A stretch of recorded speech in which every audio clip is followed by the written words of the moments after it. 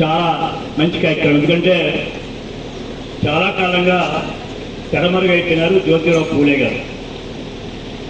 ఎందుకంటే హిస్టరీలో మనం అప్పుడప్పుడు డైవర్ట్ అవుతూ మళ్ళా అలాంటి మహానుభావుడిని కార్యాలయాలకే పరిమితం అవ్వకుండా ఒక సందేశాత్మకమైనటువంటి ఒక విప్లవ జ్యోతి మన జ్యోతిరావు పూలే గారు.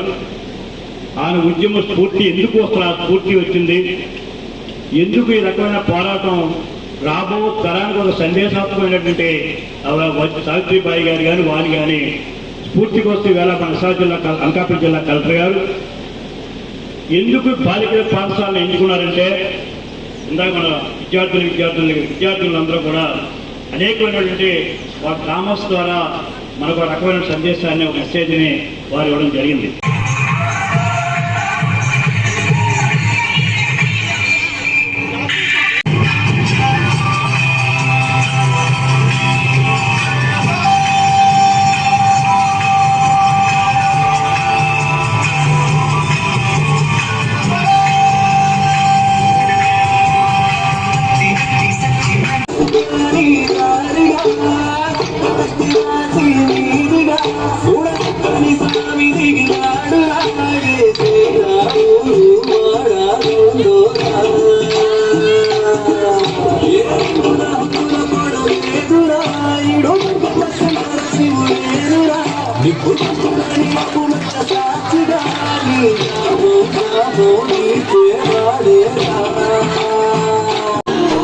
పూలే సావిత్రిబాయి త్యాగాలను అనగాదిన జీవితాల్లో అక్షరదారి కొత్తై ఒడిసెను చదువుల జెండగా మారి ఈ దేశపు మొదటి పంతులమ్మగా చేరి మన జీవితాల్లో నింపిందో వెలుగుల దారి.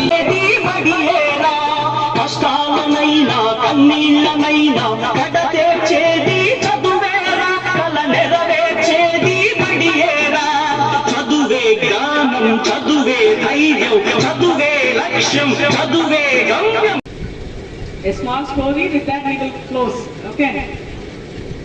So, అంటే నా గురించి బయట ఏమీ లేదు. మిడిల్ క్లాస్ ఫ్యామిలీలో పుట్టాను కదా. సో ఎల్డర్ నేను, నా తర్వాత ఇద్దరు తమ్ముడు.